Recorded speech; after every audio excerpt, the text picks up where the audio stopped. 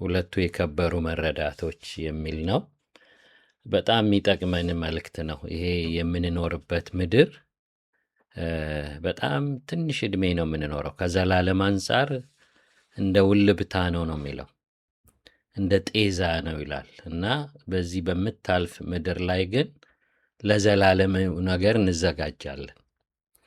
አንዳንዴ በጣም ብዙ ልንበር ወደ ሌላ ሀገር ቦሌ ኤርፖርት ግን ለ10 ወይም ለ5 ደቂቃ እናኮበኩባለን። ከዛ ባነሰ ሁኔታ ሰፊውን ሰዓት የምናሳልፈው 17 ሰዓት ምናምን አየር ላይ ይሆናል እና ይሄ ምድር ዋናው መኖሪያችን አይደለም እና እግዚአብሔር ሲረዳን ዳንበት።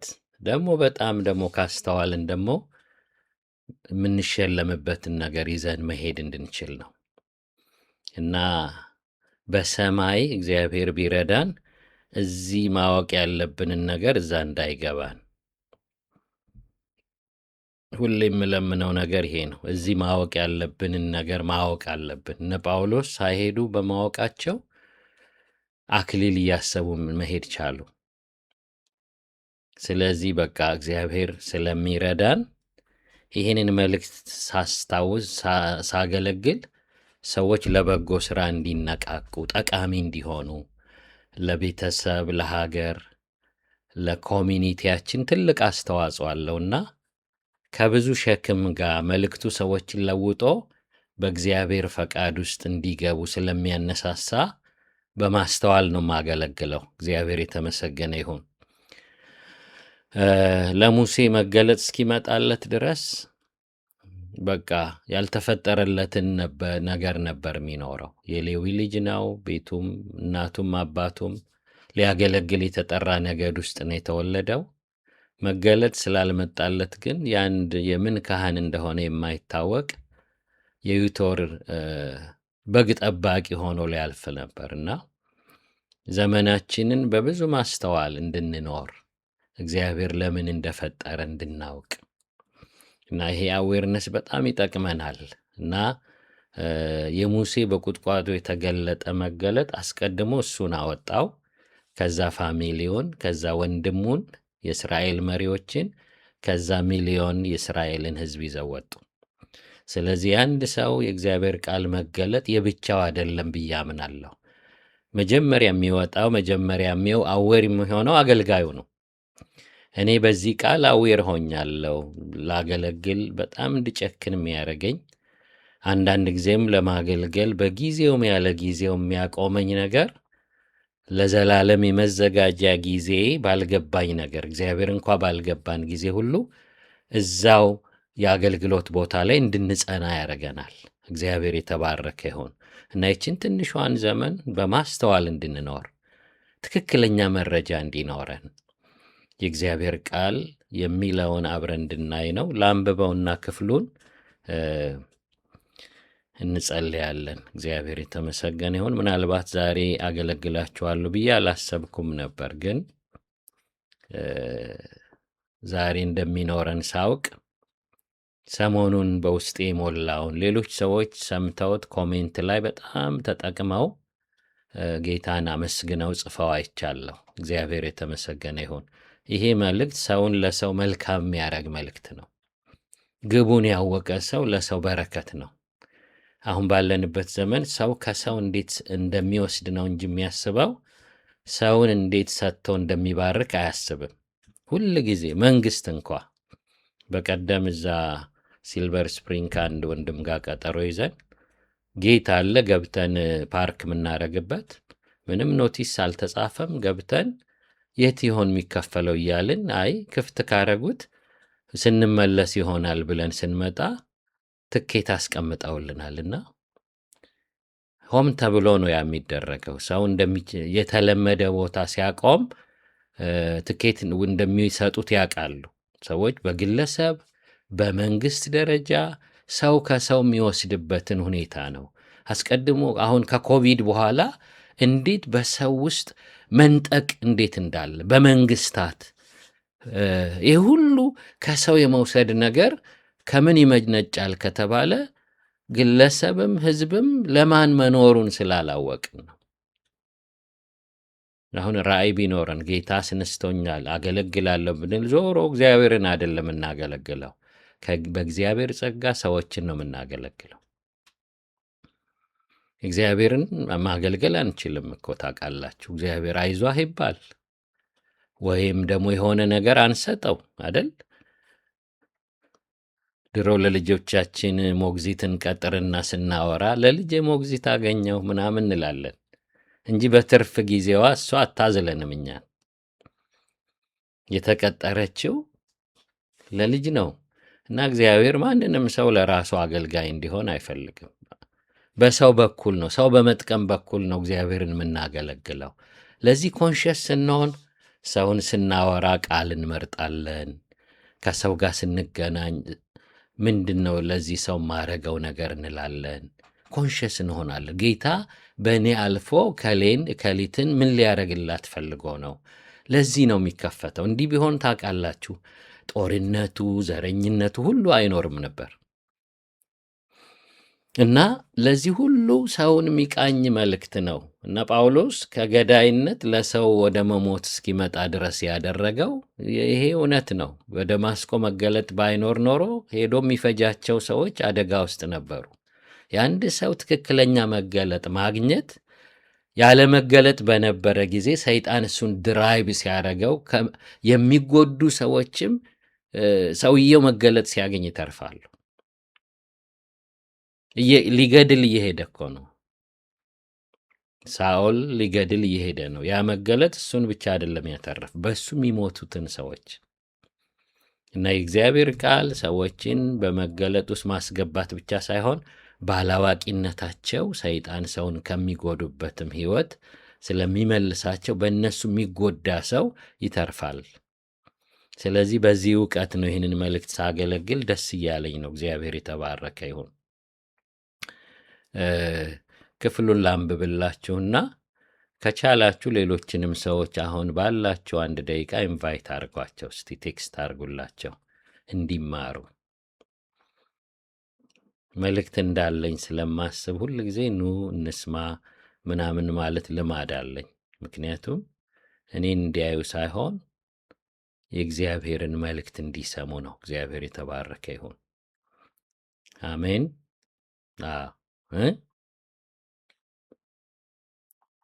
እሺ፣ ጌታ ይባረክ።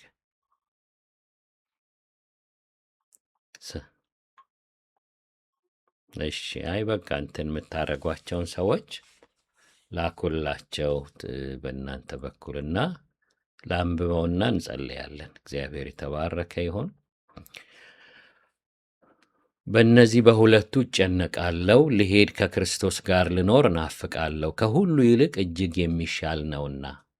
ነገር ግን በሥጋ መኖሬ ስለ እናንተ እጅግ የሚያስፈልግ ነው። ይህንም ተረድቼ በእናንተ ዘንድ እንደገና ስለ መሆኔ በእኔ መመካታችሁ በክርስቶስ ኢየሱስ ይበዛ ዘንድ በእምነት ታድጉና ደስ ይላችሁ ዘንድ ከሁላችሁ ጋር እንድቆይ አውቃለሁ። እንጸልይ ሁላችንም። ጌታ ሆይ እናመሰግንሃለን። ክብር ሁሉ ለስምህ ይሆን። ራስህን ስለገለጥክልን፣ አስቀድመን በአንተ እውነት ስለዳንን፣ ከዘላለም እሳት ስለተረፍን፣ ተርፈን ደግሞ የክብር ስፍራ ስለምንወርስ እናከብረሃለን። ጌታ ሆይ አንተ በምታውቀው መጠን በአንተ አዋቂነት መጠን ካልሆነ በቀር በእኛ አእምሮ እንኳ ልኩን ሊገለጥ የማይችል ትልቅ ክብር አዘጋጅተህልናልና እናመሰግንሃለን። እግዚአብሔር ሆይ አሁን ደግሞ በቃል ፊት አለን። ቃልህን ግለጥልን። መገለጥ ወደ እኛ የሚመጣው አንተ በፈቀድከው መጠን ስለሆነ ብዙ እንድናውቅ ፍቀድልን። ብዙ ያወቀ ብዙ የገባው ሰው እንድንሆን ፍቀድልን። አብ ሊገልጥለት ካልፈቀደ በቀር ወልድን፣ ወልድ ሊገለጥለት ካልፈቀደ በቀር አብን የሚያውቅ የለም ተብሏልና ለመገለጥ ፍቀድልን። እግዚአብሔር ሆይ እኔን ባሪያህን አፌን ተውሰህ ልናውቅልህ የምትሻውን ነገር ሁሉ እንድትነግረን ጌታ አምላካችን ሆይ አላስፈላጊ እኛን በጥሩ ባልሆነ መንገድ ድራይቭ የሚያደርጉን ኢንፎርማሊ የገቡ እውቀቶች ሁሉ በዚህ ትክክለኛ እውነት የተጠረጉ እንዲሆኑ በዚህ እውነት እንድትቃኘን እለምንሃለሁ። ያንተን መንፈስ፣ ያንተን ማብራራት፣ ያንተን ማስተማር ተስፋ አድርገን በፊትህ አለንና ከዚህንን አደራ ከሰጠንበት ጊዜ በኋላ አንተ ራስህ በእኔ ውስጥ ተናግረህ እኔንም ወገኖቼንም እንድታስተምር እለምንሃለሁ። ክብር ሁሉ ለስም ይሁን። በኢየሱስ ስም የጠላት ሥራ ሁሉ የታሰረ ይሁን። ለእኛ ያዘጋጀው ምክር ሁሉ በስምህ የፈረሰ ይሆን። ሰዎች ሁሉ በአድራሻቸው ከታሰበባቸው ክፉ ነገር ሁሉ ተርፈው በሰላም እንዲኖሩ እኛ ያለንበት ከተማ ለእኛ በተሰጠን ስልጣን ከክፉ ነገር ሁሉ እንዲተርፍ ከተማዎች፣ ስቴቶች፣ አገሮች ሁሉ ከክፉ እንዲድኑ እግዚአብሔር ሆይ አሜሪካ፣ አውሮፓ፣ ሚድል ኢስት፣ አፍሪካ፣ ኢትዮጵያ፣ ኤርትራ እግዚአብሔር ሆይ እነዚህ ሁሉ በዚህ ሌሊት ከክፉ ነገር ሁሉ እንዲድኑ፣ በዚህ ቀን ከክፉ ነገር እንዲድኑ፣ ሰው ሁሉ ጠላት ካዘጋጀበት ነገር ሁሉ እንዲተርፍ እግዚአብሔር ሆይ በጎዳና ላይ አደጋዎች፣ በሆስፒታል ውስጥ ደግሞ ያለ ጊዜ መሞት፣ የሰዎች ሱሳይድ ማድረግ ተጽዕኖ ሁሉ የተገፈፈ ይሁን። እናመሰግንሃለን። የሰርጀሪ ቀጠሮ ያላቸው በዚህ ሰዓት ሆስፒታል ኦፕራሲዮን ቴብል ላይ ሰርጀሪ ቴብል ላይ የተቀመጡ ሰዎች ሁሉ በአንተ ተሳትፎ ጤናቸው ይመለስ። የእኛ ጸሎት በሚያስፈልገው የሕይወት ውጥረት ውስጥ ባሉ ሰዎች ላይ ያንተ ማዳን ይምጣ። ልክ ሙሴ እጆቹን በሰልፍ ውስጥ ላለ ለኢያሱ እንዳነሳ አንተም በልዩ መንገድ ኢያሱን ባለድል እንዳረከው የእኛ ጸሎት በሚያስፈልገው የሕይወት ትግል ውስጥ ያሉ ዘመዶቻችን፣ ጓደኞቻችን፣ ወዳጆቻችን ሁሉ የመጣባቸውን ሰልፍ አሸናፊ ሆነው እንዲዘልቁ እግዚአብሔር ሆይ እኛ ለነሱ እጆቻችንን አነሳን። ርዕስ የነገሩን ታምም ያለው ያሉን ስለ እነሱ የሰማን ጸሎት በሚያስፈልገው የሕይወት ትግል ውስጥ ያሉ ሁሉ ይታሰቡ። ክብር ላንተ ይሁን በኢየሱስ ክርስቶስ ስም አሜን። እግዚአብሔር የተመሰገነ ይሁን። የጳውሎስን መልእክት ነው በዚህ ውስጥ የምናየው። ከዛው ክፍል ውስጥ የተወሰደ ርዕስ ነው። በእነዚህ በሁለቱ እጨነቃለሁ ይላል። ክፉ ጭንቀት አይደለም፣ ወይም ስትረስ ዲፕሬሽን ምናምን አይደለም። ጭንቀቱ ቅዱስ ጭንቀት ነው። ምን አይነት ጭንቀት ነው? የትኛውን ልምረጥ፣ የትኛውን እንደምመርጥ አላስታውቅም ይላል እና ሁለቱም ነገሮች አጣብቅኝ ውስጥ አስገብተውታል። አንዱን ቢመርጥ ሌላው ሊጎዳ ይሆናል እና ሁለቱን ነገሮች በማሰብ በእነዚህ ሁለት ነገሮች ይጨነቃለሁ ይላል እና ምንድን ነው የሚለው? ልሄድ ከክርስቶስ ጋር ልሆን ልኖር እናፍቃለሁ ይላል። ከሁሉ ይልቅ እጅግ የሚሻል ነውና። ከሁሉ ይልቅ ከተባለ ምድር ላይ ከመቆየት፣ አግብቶ ከመውለድ፣ ነግዶ ከማትረፍ፣ ገንዘብ ሜክ አድርጎ የተሳካለት ከመሆን፣ የትኛውም በጎ በሉት የትኛውም ነገር ከዚያ ሁሉ ይልቅ ዛሬውኑ ሰው ወደ አባቱ ቢሄድ ትልቅ ረፍት ነው። ይህንን በጣም ማወቅ ጥሩ ነው። ትልቅ ረፍት ተን ነው በዚህ ምድር ለሥራ የተቀመጥ ነው። እግዚአብሔር በሰማይ ሆኖ እዛ እኮ ክፉ ምድር፣ በቃ ሰልፍ የበዛበት ምድር እኮ ረጅም ዕድሜ የሰጠኋቸው እኮ እዚያ ስለሚኖረው ነገር አይደለም፣ ስላለው ምቾት አይደለም፣ አሜሪካ ስላለው አይደለም፣ ከአፍሪካ ሄደው ወይም አውሮፓ ወይም ካናዳ ስላለው አይደለም። የትኛውም ሀገር ቢነጻጸር ዛሬውኑ ሰው ወደ አባቱ ቢሄድ ትልቅ ረፍት ነው። ይህ በጣም አስፈላጊ ነገር ነው ለጳውሎስ። ሄዶ ወደ ሦስተኛው ሰማይ ሄዶ አይተዋል። የሆኑ ሰዎች ሊያስቆጡት ብለው በጣም ኢሞሽናል ሆኖ ይመስለኛል። ትምክት የማይወድ ጳውሎስ እናንሳ ከተባለ አለ ትምክት አያስፈልግም እንጂ እንመካ ከተባለ አለ ይሄ የሚያወራችሁ ሰው ወደ ሦስተኛው ሰማይ ተነጠቀ ይላል። በዚያ በገነት ብዙ ምስጢርን አየ ይላል እና ያን ጊዜ ይህንን አይተዋል። በቃ የተሻለ ክብር እንዳለው ብዙ ሞተው የተመለሱ ይሄ በትክክለኛ ሰዎች። በጣም አንዲት ሴት ምናለች? እዛ ባየሁት ተስፋና ፍቅር ነው እዚህ ያገገምኩት ትላለች። ያንን ትዝታ እያሰበች እና ብዙ ሰዎች መመለስ አይፈልጉም። እዛ የሚታየው ነገር ለምን አመጣኸኝ የማያስብል ነው። ለምን ቆየው ታዲያ ይህንን ያህል ነው። አንድ ብዙ ሰዎችን ከሞት የሚያስነሳ ጸጋ የተሰጠው ሰው በቀላሉ ነው የሚያምነውና የሞተ ሰው ያስነሳልና በሱ ዘመን ወደ 7 ሰዎች ምናምን ተነስተዋል። እና ያ ሰው አሁን ስሙን አላስታወስኩትም እና የተጻፈ ታሪክ ያነብብ ኤግልወርዝ ያ ልክ ነው። እሱ በጣም የሚገርም አይነት ጸጋ የተገለጠበት ሰው ነው እና ብዙ ሰዎች በሱ ተነስተዋልና ድንገት ደግሞ የሱ ባለቤት አረፈች በቃ። እና ሲሰማ በዛው በተለመደው እምነቱ እንዳትቀብሯት አለ። ከዛ እንድትነሳ ሲያደርግ አልተቸገረም፣ ብድግ አለች። ችግሩ የሆነው ያየችውን ትታ ከሱ ጋር መኖር ከበዳትና ሃኒ ብዙ የረዳችው ሴት ነች። ለአገልግሎቱ በጣም ባክቦን ሆና ነው ያገለገለችው እና እሷን ማጣት በጣም ከባድ ነው። ያላንተ መኖር ያለኔ አንተ መኖር ከባድ ነው። ግን አሁን ካየሁት ከገባሁበት ከሞትኩበት ሰዓት ጀምሮ እስከምመለስበት ሰዓት ያየሁትን ነገር አይቼ እሱን ትቶ አሁን በዚህ ምድር ላይ መኖር አልችልምና መልሰኛለችና ሴትዮዋ እንደተመለሰች ነው የሰማሁትና እንግዲህ ከዛ ያዩት ነገር በጣም የሚያስጎመጅ ነው። እዚህ ተመለሱ የሚያስብል አይደለም። በዚህ የህይወት ትግሉ ብዛቱ ተመልከቱ። ማንም ሰው በብዙ የህይወት ውጣ ውረድ ነው ያለው። የውጊያችን አይነት ይለያያል እንጂ ማንም ከዚህ የህይወት ጦርነት ነፃ አይደለም። የኛ የህይወት ጦርነት ደግሞ እንደ ሚድል ኢስት ጋቢል ይሆናል እንጂ እንደ መካከለኛው ምስራቅ ጋብ ነው የሚለው ታውቃላችሁ አይደል?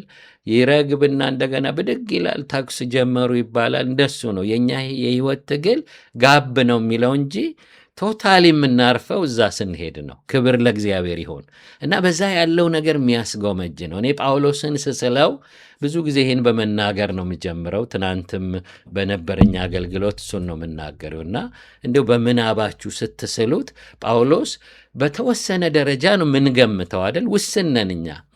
ብለርድ የሆነ ነው። ይቺ የዳንባት መገለጥ ለዳግም መወለድ በህይወት መዝገብ ለመጻፍ አብቅታናለች እንጂ በጣም ኮሚትድ የምንሆነውን ያህል አልተገለጠልንም እና መገለጣችን በጣም በቃ ብዙ እንዲደምቅ እናንተን አላቅም። እኔ መገለጥ እንዳነሰኝ ነው ማየው። ለምን በጣም ኤክሳይት አንሆንም? ብዙ ስላልታየን በቃ። አሁን ጉባኤ ላይ ብትሄዱ እያለቀሰ የሚዘምር አለ፣ ታዛቢ አለ፣ የሚያጨበጭብ አለ፣ እልልታን ዞሮ የሚያያለ፣ አምልኮ ወፈፍንነት የሚመስለው ሰው ይኖራል። ምንድን ነው እንደዚህ ጉራማይሌ ያደረገን ከተባለ በዚያው ተመሳሳይ የህይወት መዝገብ ላይ ተጽፈን የበራልን መጠን ግን ጉራማይሌ ያርገውናል። አንዳንዱ ሰው ኮሚትድ ሆኖ እግዚአብሔርን ሲያገለግል ሌላው ዳር ቆሞ ያያል። ሪሊ እግዚአብሔር የተወሰነ ህዝብ ዘምሮለት የተወሰነ ሰው በተወሰነ ባነሰ ሁኔታ የሚዘምርለት አምላክ ነው? ክብራችንስ እኩል አይደለም ወይ ተካፈል ነው? በተመሳሳይ የህይወት መዝገብ ላይ አይደል የተጻፍ ነው? ያመለጥነው ከእሳት ከተመሳሳይ እሳት አይደለም ወይ? የገባነውስ ወደ ተመሳሳይ ክብር አይደለም? ለምንድን ነው መዝሙራችን ደማቅና ደብዛዛ የሆነው? ያንኑ የገባንበትን ክብር በተለያየ መጠን ገብቶናል ማለት ነው። እና ምለምነው ነገር እግዚአብሔር ሆይ እባክህን በቃ ወንጌልን እንደ ወፈፌ የሚያሰብክ ይሉንታ ቢስ የሚያደርግ አንዳንዴ ወንጌል ስለተናቀ ያገኘነውን ሰው ኢየሱስ እኮ አንለውም ታውቃላችሁ። ሌላ ስለ ዌዘር ስለ ሚድል ኢስት ልናወራ እንችላለን። ስለ ትራምፕ መመረጥ የማይመለከተን ነገር ያንን አጣዳፊ ሰዓት ወዲያው ተጣድፈን ስለ ኢየሱስ አንነግርም። ከምፈርታብል ስለማን ኢቭን ዘመዶቻችን እንኳ ህይወትን ሉዝ ሲያረጉ ከኛ ከምፈርታብል ለመሆን ከመፈለግ አንጻር ወንጌል እንነፍጋቸዋለን። ይህ ሁሉ ነገር ለምን ተዘበራረቀ ከተባለ የተለያየ አይነት የመገለጥ መጠን ስላለን ነውና እግዚአብሔር የመጨረሻውን ሰው ሊገባው የሚችለውን ያህል ያብራልን። አዎ እግዚአብሔር መጽሐፍ ቅዱስ እንኳ ዲፕ አይደለም ታውቃላችሁ። በጣም ጥልቅ አይደለም ይህ መጽሐፍ። ከእግዚአብሔር አንጻር ከኛ ተፈጥሮ አንጻር ነው ዲፕ የሆነው።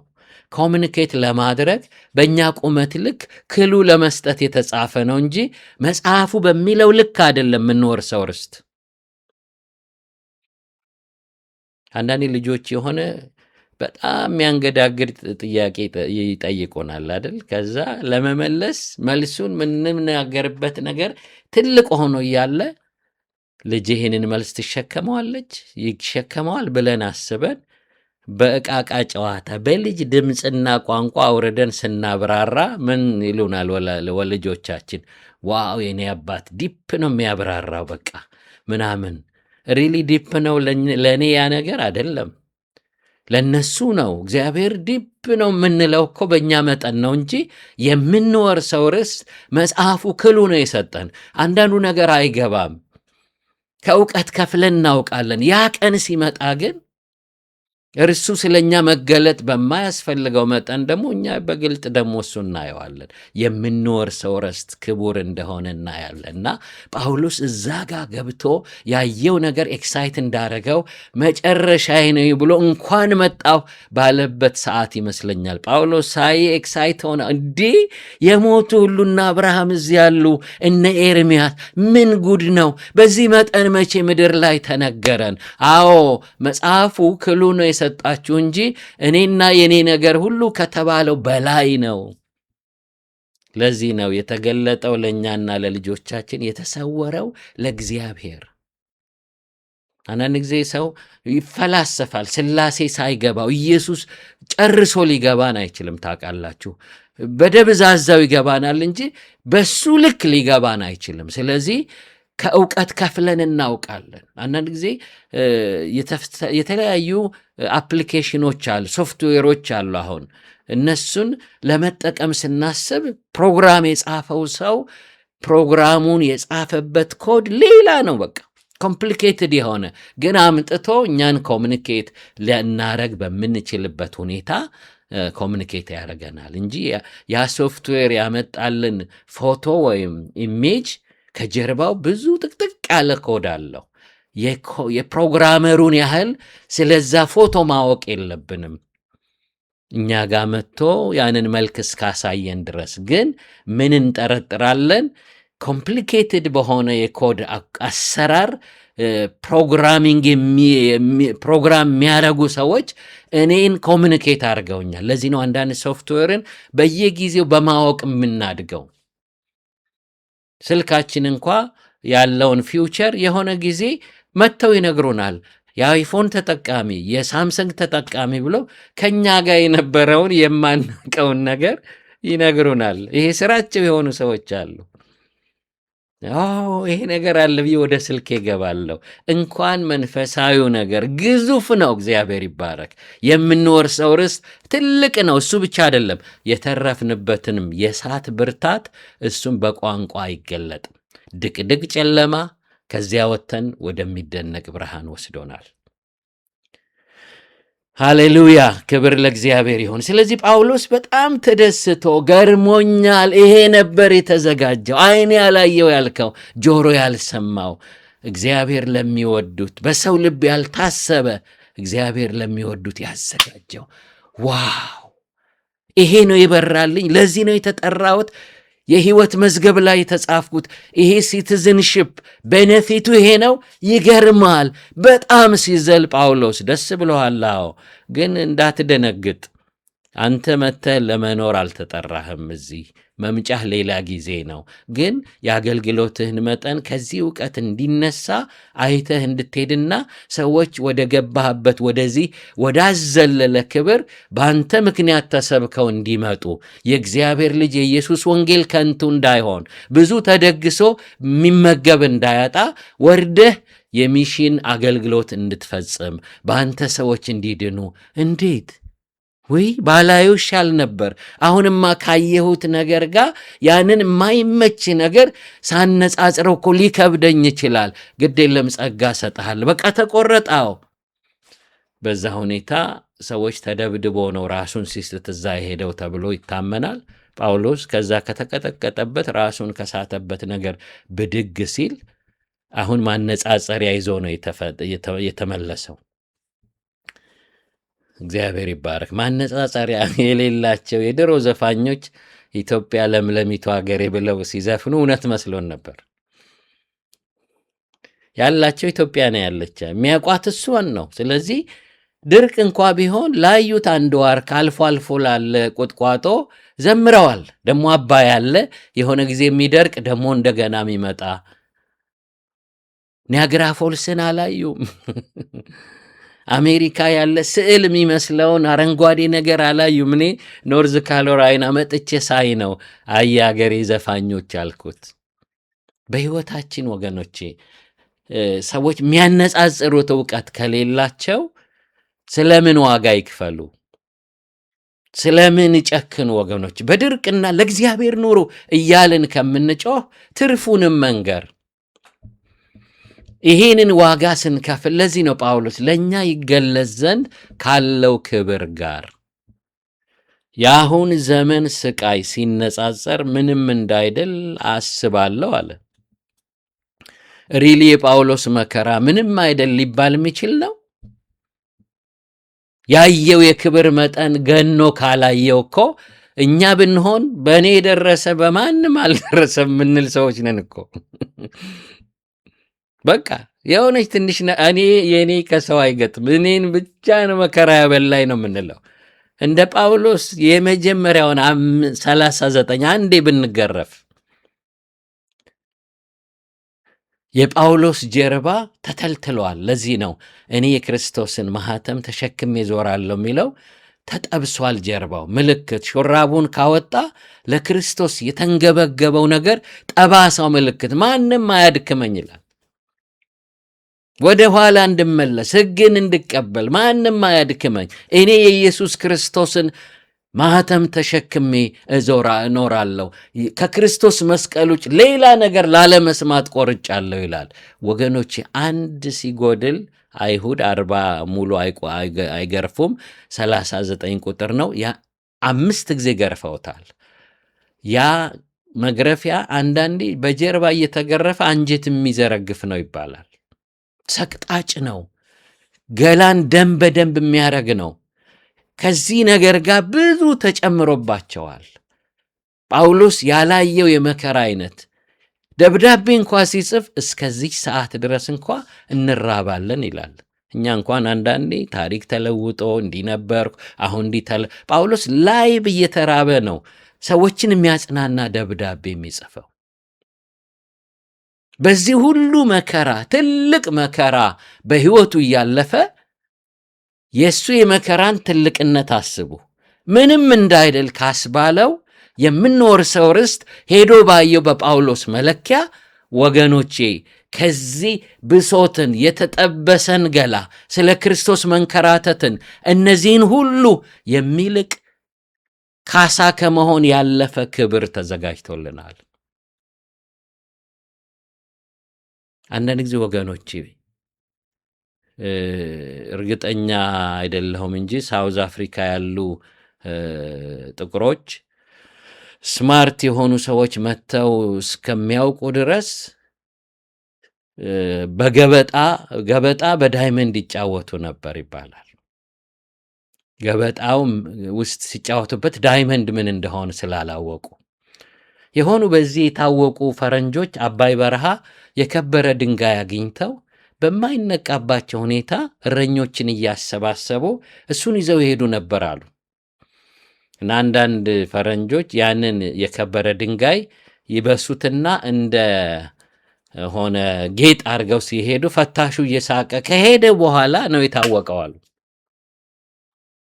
ጂል ፈረንጅ እያሏቸው ግን በጣም ውድ የሆነ ከሆነ ቦታ የወጣ ነገር ሁሉ አድርገዋል። አያችሁ፣ ያለን ነገር ካልገባን ሳሙኤር ልንጥለው እንችላለን፣ በሆነ ነገር ልንቀይረው እንችላለን። እስቲ ደምቆ ይግባን። ለዚህ ነው የልቦናችሁ ዓይኖች ይብሩ አለ ጳውሎስ። የመጥራቱ ተስፋ የቅዱሳን ርስት ክብር ምን እንደሆን ታውቁ ዘንድ እና ሌላ ኢየሱስ ባልጨምርላችሁም ያ ኢየሱስ ክርስቶስ ግን ምን ያህል የከበረ ነገር ነው። ከምን አይነት አምላክ ጋር ኅብረት እንዳደረግን ያንኑ የደበዘዘውን ብለርድ ሆኖ ታይቶን ከሆነ ደምቆ እንዲታየን እሰይ እንድንል ብሶታችን እንድንረሳበት ይሄ ባይኖረኝ ይሄ ትልቅ ነገር አለኝ እንድንል ይሄ መድኃኒት ነው ወገኖቼ። ሰይጣንን አፉን የሚያስይዝ ምን ያጣሁት ኮቺ ትንሽ ነገር ነች እስከ ሞት የሆነች የምድር ነገር ታቀወል እንዲህ ሂውጅ የሆነውን ባጣው ሲሪየስ የሆነውን ደህንነት እኮ አግኝቻለሁ፣ በሕይወት መዝገብ ተጽፌያለሁ። እሱን ነው ባጣው ኪሳራ የሆነ ሳገኘው የሚያዘልል እሱ ነው። ይሄ የሚያልፈው ነገር ባለጠግነትም ድህነትም እኮ ማጣቱም ማግኘቱም እኮ ቢግ ዲል አይደለም። ቢግ ዲሉ ሕይወትን ሉዝ ቢደረግ ለዘላለም በቃጠሎ መሆን ነው። ይሄ ደግሞ ቢገኝ ደግሞ ከክርስቶስ ጋር በክብር እኮ መኖር ነው። ጌታ ይባረክ። ስለዚህ ኦልሬዲ ያለንን ነገር ለሰው ከምን አይነት አምላክ ጋር እንዳለ ወቅ። ማን ነው ያሰበህ ሰማይ ዙፋኑ ምድር የእግሩ መረገጫ የሆነ 40 ቢሊዮን የብርሃን ዓመታት የሚፈጅ ዩኒቨርስን ካቋረጣችሁ እንደ ጥይት በሚተኮስ መንኮራኮር ላይ ብትሳፈሩ 40 ቢሊዮን ዓመታት ይፈጅባቸዋል። ቢሊዮን። ከዚህ ካሊፎርኒያ 6 ሰዓት ወይ 5 ሰዓት ነው የምትበሩ። እንዴት ያታክታል! 5 ሰዓት። ይሄኛው ግን 40 ቢሊዮን፣ ያውም እንደ ጥይት በሚተኮስ በብርሃን ፍጥነት በሚሄድ ተሳፍራችሁ። ይህንን ደግሞ ምን አድርጎ ፈጠረው? ይሁን ብሎ። ያ እግዚአብሔር የማን አባት ነው? ያንቺ አባት ነው፣ ያንተ አባት ነው፣ የእኔ አምላክ ነው፣ የሁላችን አባት ነው። ክብር ለእግዚአብሔር። አብ እንዴት ያለውን ፍቅር እንደሰጠን እዩ ይላል። እዩ፣ ኮንሲደር አድርጉ፣ ተመልከቱ። አብ እንዴት ያለውን ፍቅር ነው የሰጠን ወገኖቼ። አንድ አሜሪካዊ ሰው እንኳ አዳብት ያደረገው የአፍሪካ ልጅ በአዳብት ባደረገው ሰው ልክ ይከብራል። ታውቃላችሁ፣ ሐዋሳ በቅጡ ማሳደግ ያቃታትን ልጇን አያቷ ጋር ጥላ እናቷ ጋር ትታት ሄደች። ያቺ እናቷ ብር ብላ የጠፋችባት የድሃ ልጅ አንጀሊና ጆሊ የምትባል አክትረስ መጣችና ፒክ አረገቻት። እሷ ባላት ክብር ወራሽ እንድትሆን አረገቻት።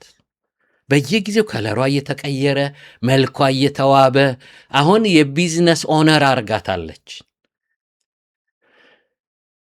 አንድ ሰው እንኳ አዳፕት ሲያደርግ ሲቲዝን መሆኑን ያንን ስታተሱን ሼር ያረጋል፣ ሀብቱን ሼር ያረጋል።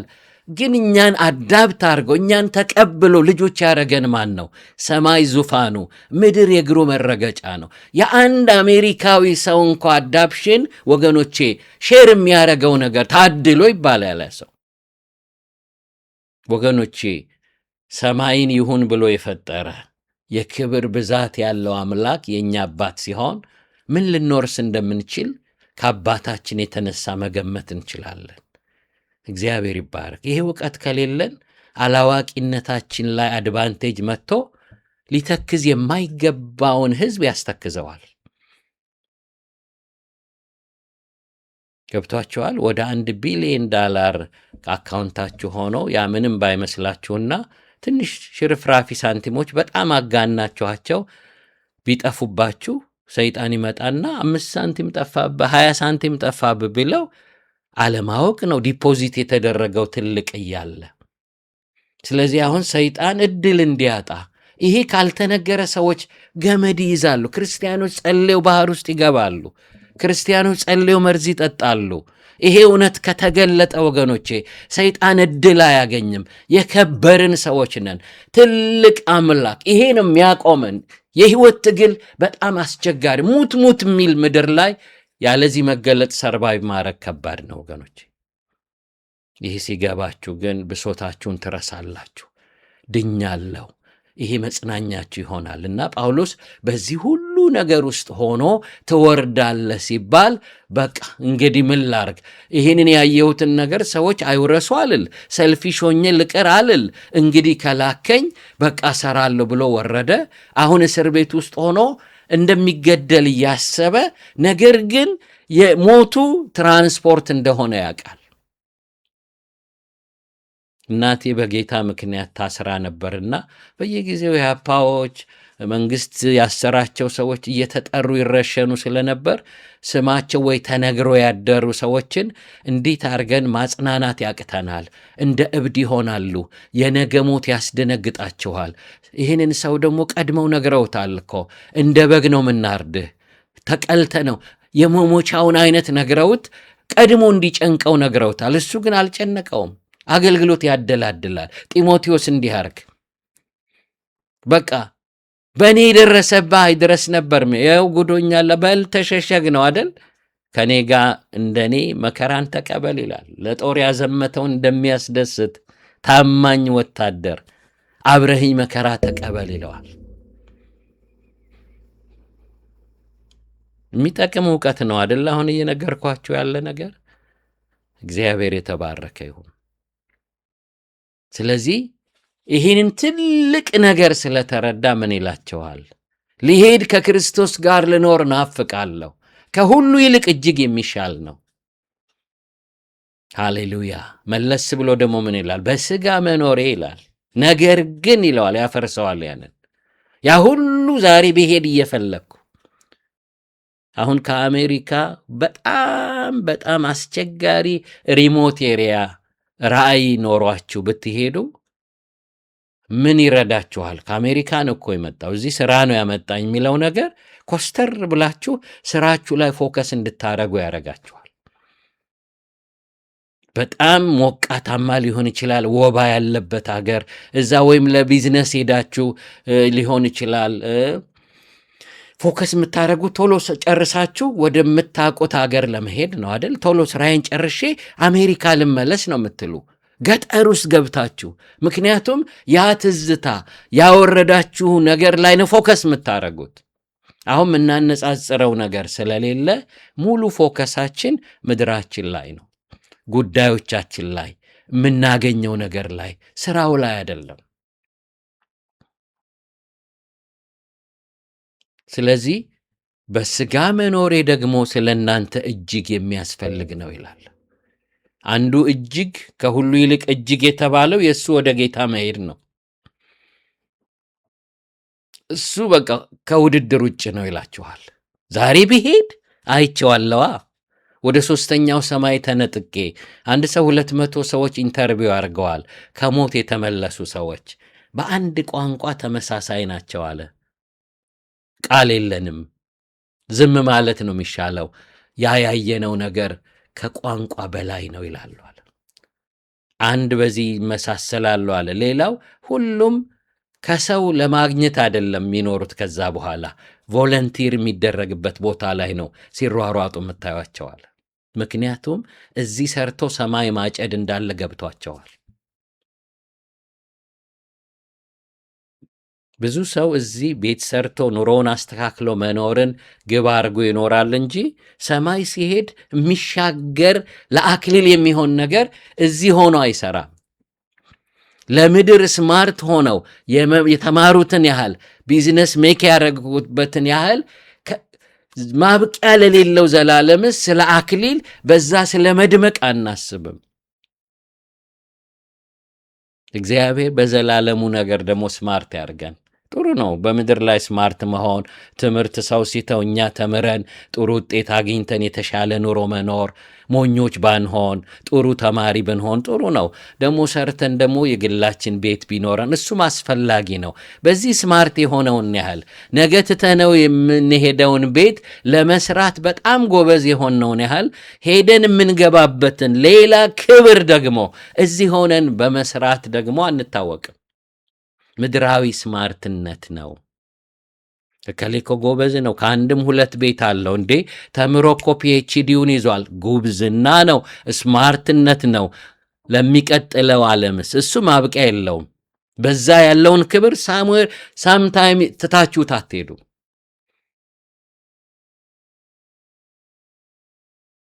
እግዚአብሔር የተመሰገነ ይሁን። ስለዚህ ጥቂት ዘመን እንኳ አይናችን ጳውሎስ በደማስቆ ጌታ አግኝቶ አይኑን ከከፈተ በኋላ ነው ተቃራኒውን ነገር ሲሰራ ባክኖ የተወለደበት ስራ ተደብቶ ነው የደረሰው። አንዳንዴ ቫኬሽን ሄዳችሁ ስትመጡ የቢሮ ስራ እንደሚከማች ጳውሎስ አይኑ እስኪከፈት ሰይጣን ተቃራኒውን ነገር ያሰራው ነበር።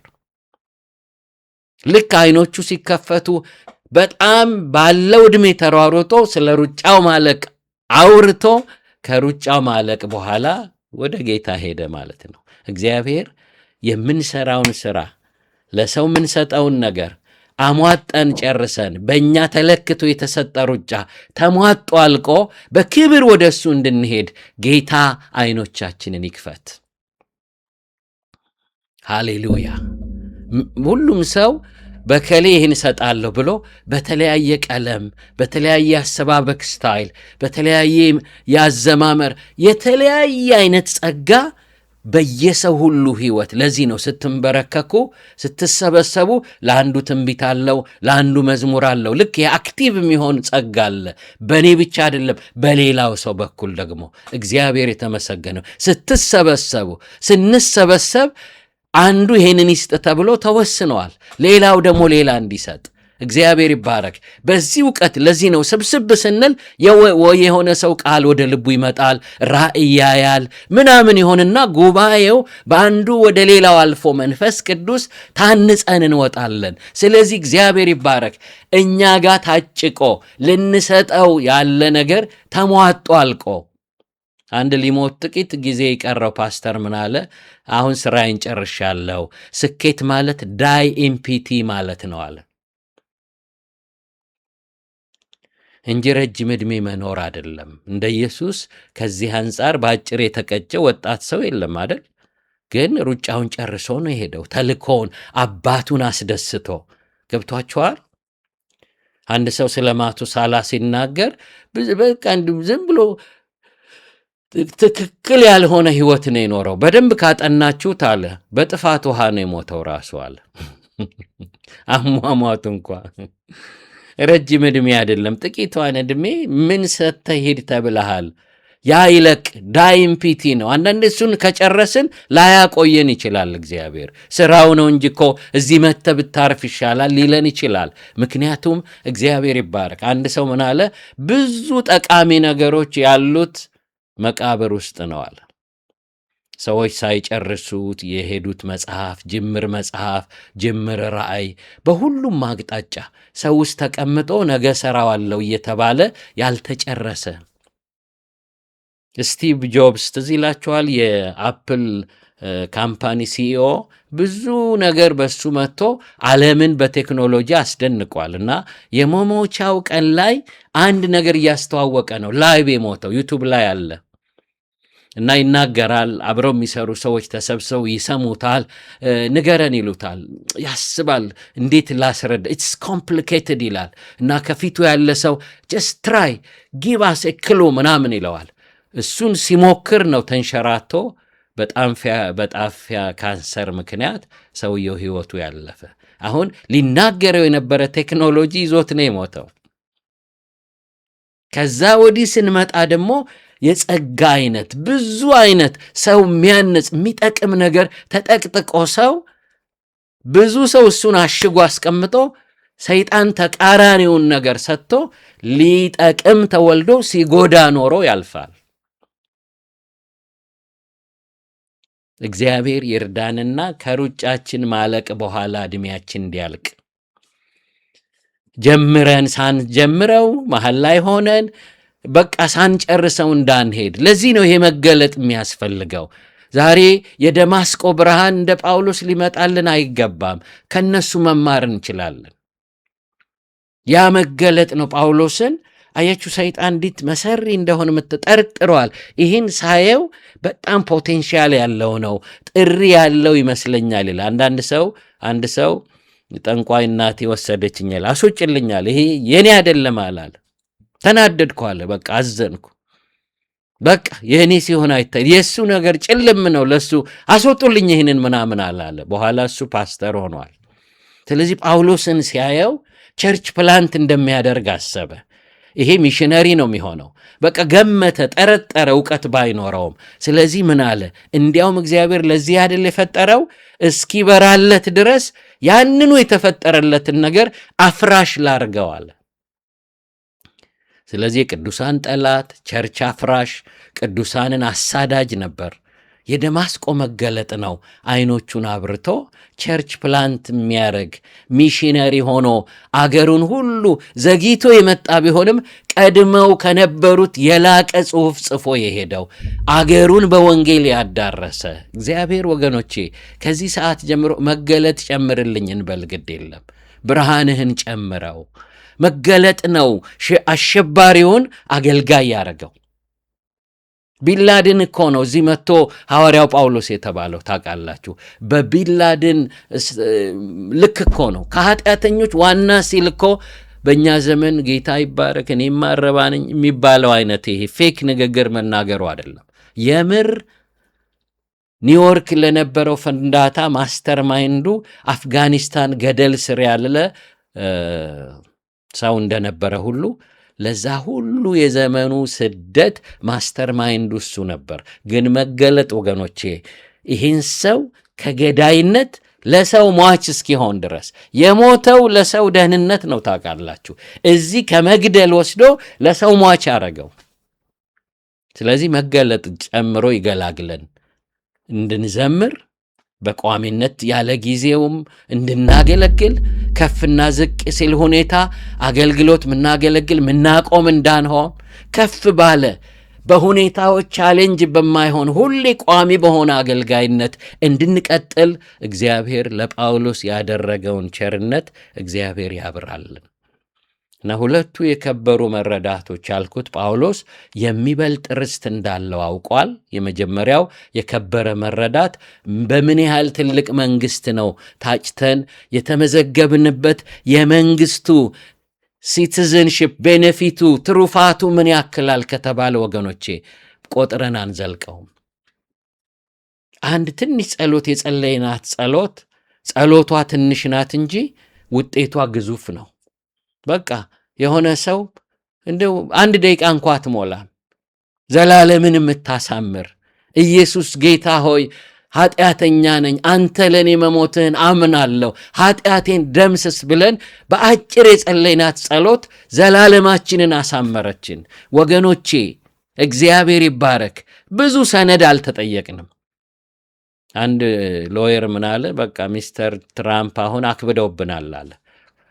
ሱፕሪም ኮርት ሲዘጋባቸው ኦፊሰሮችን ሁሉ አስጨንቀው፣ በቃ ፔፐር ወርኩ በጣም አድካሚ ነው የገባንበት። መንግስት ግን ወገኖቼ ሰነድ እንኳ አልተጠየቅንም። የተጠየቀው ነገር ወገኖቼ ግማሽ ደቂቃ የሆነ የመቀበል ጸሎት ስንጸልይ ወገኖቼ ሞት በሌለበት ከተማ ሲቲዝን ሆንን። አሁን ወገኖቼ የአሜሪካ መንግስት አንዳንዶችን እየጠራ ሲቲዝንሽፕ እየቀሙ ያሉበት እንደገና እየተፈተሸ ያለበት እንዴት አስደንጋጭ ነገር ነው ወገኖቼ። ፔፐር ወርኩ አድካሚ ነው። በቃ አንዳንድ ጊዜ 100 ምናምን 200 ገጽ ነው የሚካሄደው። የማይጠየቅ ነገር የለም። የእግዚአብሔር ትልቅ መንግስት ግን እንደ መንግስቱ ትልቅነት ብዙ ፔፐር አልጠየቀንም፣ ብዙ ሰነድ አልተጠየቅንም። ወንበዴው እንኳ ለመተንፈስ በሚጨንቀው በዚያ ቃል ማውጣት በሚያስቸግርበት የመስቀል ጣር ውስጥ ሰብስቦ የተናገረውን የእምነት ቃል ወስዶ ዛሬ በገነት ከኔ ጋር ትሆናለህ አለው። እግዚአብሔር የተመሰገነ ይሁን። ወገኖች ዛሬ ይህንን ብቻ ልናገርና ላቆም። እነዚህ 2 መረዳቶች ይገለጡልን። የምንወርሰው ርስት ትልቅነት ይግባን። ኦልሬዲ እዛው ነን እኮ መዝገብ ውስጥ ነው ስማችን። ግን በደመቀ ሁኔታ የገባበትን መንግስት በደመቀ ሁኔታ የሚረዳና በሱ ደስ የሚሰኝ አይነት መገለጥ የበዛለት ሰው ያርገን እግዚአብሔር። ሁለተኛው ደግሞ ለምንና ለማን እንደምንኖር ይግባን። ወገኖቼ ሰዎች the question of the human heart ብሎ አንድ ሰው የደረደረውን ነገር አየሁኝ። ሰውየው እያስተማረ ሰዎች የሚጠይቋቸው ጥያቄ ሆአማ ይላሉ፣ ስለ አይዴንቲቲያቸው ይጠይቃሉ። ዌር አም አይ ፍሮም ይላሉ። ስለ ሶርሳቸው ኮንፊውዝድ ሆናቸው። ዋይ አም አይ ሂር ይላሉ። ፐርፐዛቸውን አያውቁትም። ዋት አይ ካንዱ ይላሉ። ስለ ፖቴንሻላቸው ሶርሳቸውን አይደንቲቲያቸውን አውቀው ደግሞ ፐርፐዝ የሚኖሩበትን ዓላማ ያንን የሚኖሩበትን ዓላማ ደግሞ የሚፈጽሙበት ደግሞ በውስጣቸው የተቀመጠን ነገር አያውቁም። ሌላ ዌር አም ጎይንግ። እነዚህ 5 ጥያቄዎች ሰዎች ሚሊዮነሮችን ሱሳይድ እንዲያደርጉ አድርገዋል። የብልጥግና ወግ የጥሩ ምቾት ሩቲን እንኳ ይሰለቻል። ታውቃላችሁ፣ ሚሊዮነር መሆን፣ ጨረታ እያሸነፉ ፋብሪካ መክፈት፣ ይሄ ሩቲን እንኳ ይሄ ቅመም ከሌለው ይሰለቻል። በእርግጠኛ እሱ ጋር ደርሼ ይሰልቸኝ እንዳንል እንጂ እስቲ ሰልቸኝ እዛ ደርሼ እንዳንል እንጂ ግን እሱም ሩቲን ሰልችቷቸው አሁን እሱ ራሱን ያጠፋል እስኪባል ድረስ። አንድ ሰው አሳ የቀኑን አጠመደና ሜዳ ላይ ተኝቷል እና አንድ ሚሊዮነር ደግሞ ጥቂት ቮቱን ነዳ፣ ዘመናዊ ቮት። ከዛ ደግሞ እዛ ዝርግት ብሎ የተኛ አሳ አጥማጅ ጋር ተጠጋና ጠየቀ። ምን እየሰራ ነው? አሳ እያጠመድኩ። እንዴ በቃ ስለ ማጥመድ ይነግረዋል።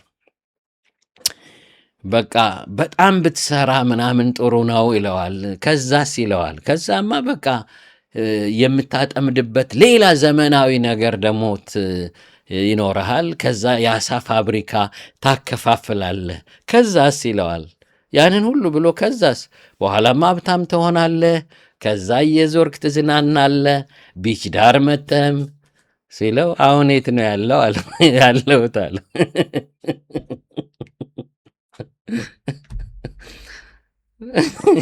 ምድራዊ ከዛዎች ያልቃል። ከዛስ ተወኝ ነው የምትሉት። መንፈሳዊ ከዛስ ነው የማያልቀው ወገኖች። በክርስቶስ ትድናል። ከዛ ጌታን ታገለግ። ከዛስ ጌታ ሲመጣ ለአክሊል የሚሆን ውጤት ይዘህ ትሄዳለህ። ከዛስ ከንጉሱ ጋር በደስታ ለዘላለም እንኖራለን። የምድር ከዛ የሆነ ቀጥ ይላል። በቃ ምላሽ ያጣል። አሁን ማራለው፣ ከዛ ድግሬን፣ ከዛስ እንዲሆነ እንዴ ትምህርት ደግሞ ጥሩ ከሆነ ደግሞ የሆነ ቦታ ትቀጠራለህ፣ የራስ ካምፓኒ ሲኢኦ ትሆናለህ። ከዛስ እንዴ ሀብቱን ቫኬሽን ትወጣለህ፣ ፋሚሊን የፈለገው ቦታ ብትፈልግ ደግሞ ጄት ይኖርሃል። ከዛስ ምን ከዛ ታበዛለህ። በቃ እንትን አልኩ፣ በቃ መኪና ትገዛለህ፣ የራስ ጄት ይኖርሃል። እና ብዙ ሰዎች ያ ሩቲን እንኳ ስለሚያስጨንቃቸው ከአላደጉ ሀገሮች ይልቅ ያደጉ ሀገር ሰዎች ሱሳይድ ሬት በጣም ከፍተኛ ነው። ከደሃ ሀገር ብዙ ሎጂካሊ አሁን የደሃ ሀገር ነው ያንን የሚያደርገው ይባላል። ግን በደንብ በጥናት ቅርብ ጊዜ የእኛ ሀገር ሰው ዶክተር ቴዎድሮስ አድሃኖም ባቀረቡት ጥናት በጣም ብዙ ሱሳይድ የሚከናወነው ባደጉት ሀገሮች ነው።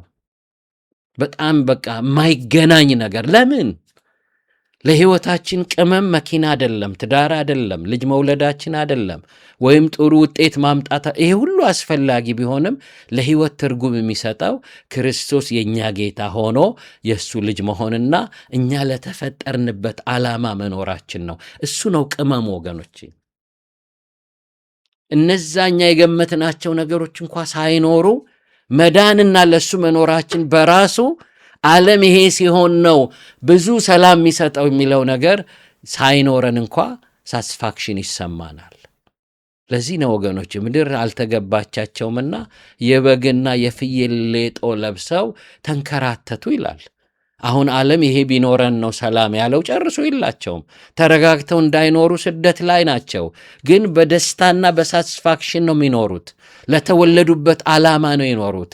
ክብር ለእግዚአብሔር ይሆን። ይሄ አይናችን ሲከፈት በቃ ይቃኛል አኗኗራችን። ምንሰማው ነገር ነው። አሁን ዩቱብ ስከፍት ከጥሬ ጋር ምንድን ነው ጥቅም ያለው? ከዚህ ውስጥ መወስደው ነገር አለ? እያንዳንዱን ጊዜያችሁን ታውቃላችሁ ከዓላማችሁ ጋር ከመንፈሳዊ ነገራችሁ ጋር ታያይዙታላችሁ። እግዚአብሔር የተመሰገነ ነው። ዌስት አታረጉም። ጊዜ ማሳለፊያ የሚባል ነገር የለ። እኔ ጊዜ አይበቃኝም። አሁን ስቱዲዮ ያለኝ የምቀርጸው ነገር አለ። ከዛ ሌሊት ሊነጋ ሲል ነው የሚሄደው። ወደ 4 ምናምን ሄጄ ተኝቼ እንደገና እነሳለሁ እና ቶሎ እግዚአብሔር ቢረዳኝ መልእክቶቼ ሁሉ በጣም ብዙ ሰዓት የሚፈጁ ስለሆኑ አየር ላይ ትቻቸው ጌታ በፈለገው ቀን ሲወስደኝ ምድር ላይ ሰምቶ ሰው የሚድንበትን ነገር ለማስቀመጥ ነው ምተጋው። ወይስ የሚደረግ ጊዜ አይኖረንም። እግዚአብሔር ይባረክ። እንደ ጤዛ በምታልፈው ምድራችን ዕድሜያችን ወገኖቼ፣ የጤዛን ዕድሜ በጣም ማኔጅ ማድረግ ያስፈልጋል። ጠዋት ታይቶ ኋላ እንደሚጠፋ ጤዛ ከሆነ በጣም ኃይለኛ የምንመራበት ዕውቀትና የታይም ማኔጅመንት ያስፈልገናል ማለት ነው።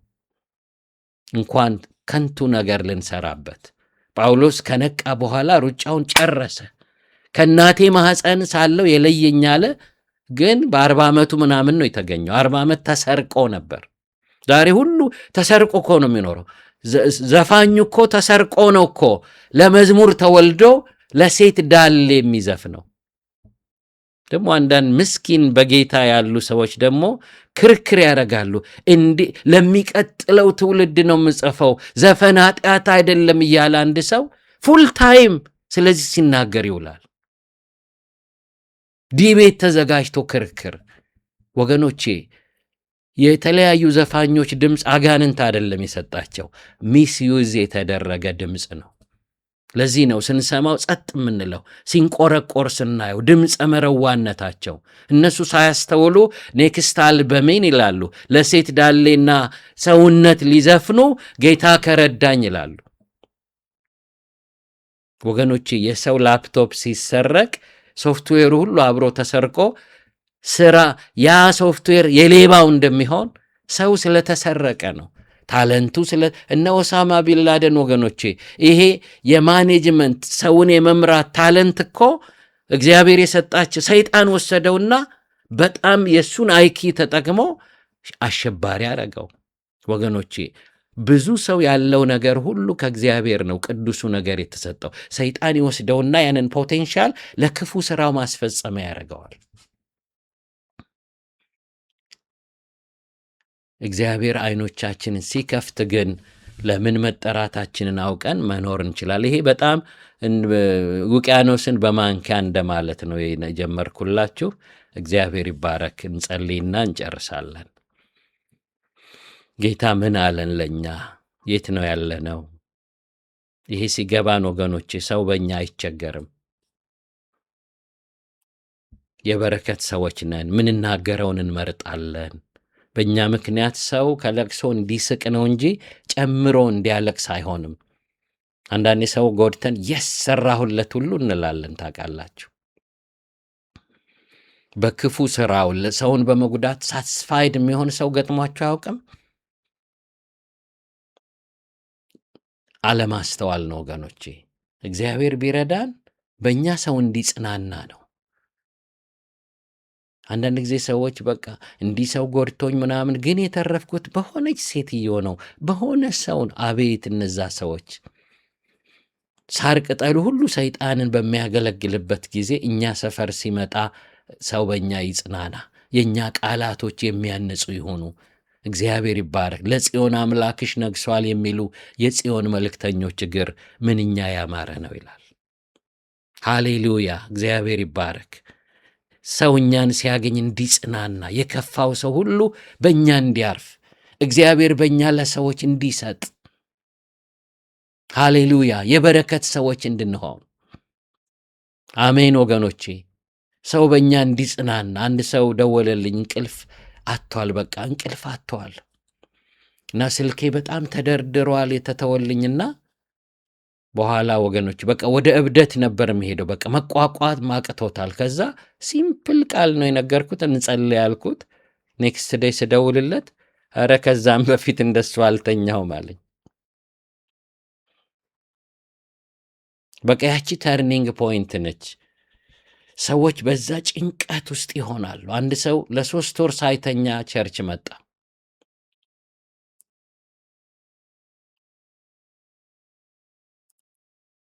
እግዚአብሔር ያን ሰው ጥቂት ነገር ነው ያወራሁት። 3 ወር መድኃኒት እወስዳለሁ፣ አልቻልም። ዶዙን እጨምራለሁ። የት ሊሄድ እንደሚችል አስቡ። በኋላ ቸርቹን አድራሻ ፈልጌ መጥቼ ነው አለ። የዛሬ ስንት ዓመት ነውና እሺ አልኩት። በቃ ኦኬ እሰጥሃለሁ፣ ግን እስቲ ግባ ጥቂት አውራኝ አልኩት። ባወራነው ወሬ ከዛ እስቲ ትንሽ ተማርና ሂድ። አንድ ሰው ሚውት ያርግ እስቲ።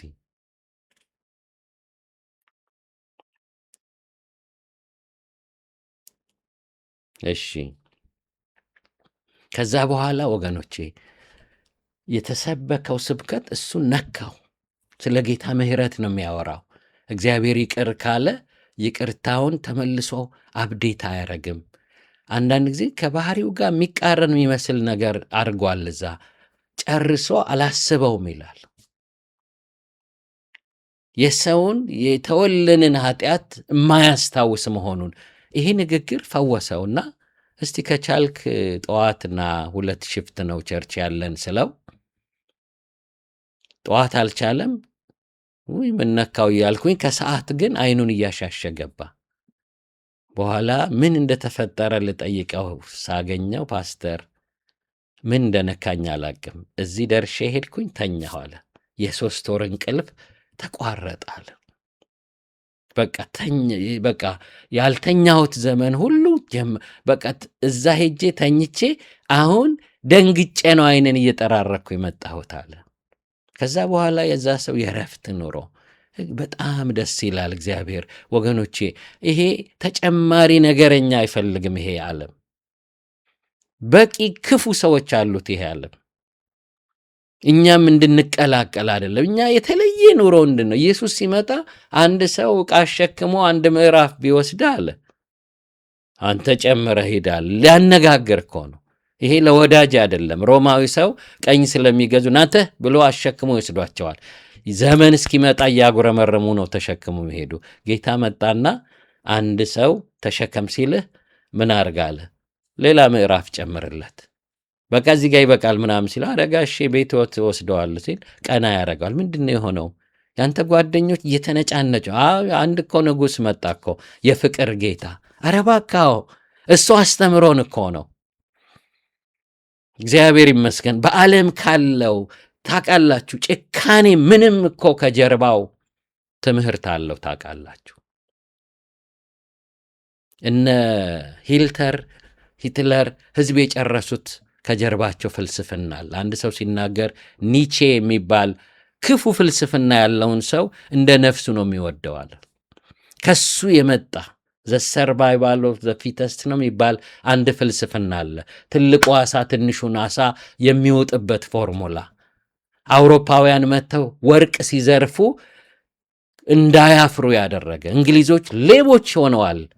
አሁን ፓውንዳቸውን እኮ ያላቁት እኮ አፍሪካ ወርቅ ዘርፈው ነው። ፈረንሳዮች ነጣቂዎች ናቸው።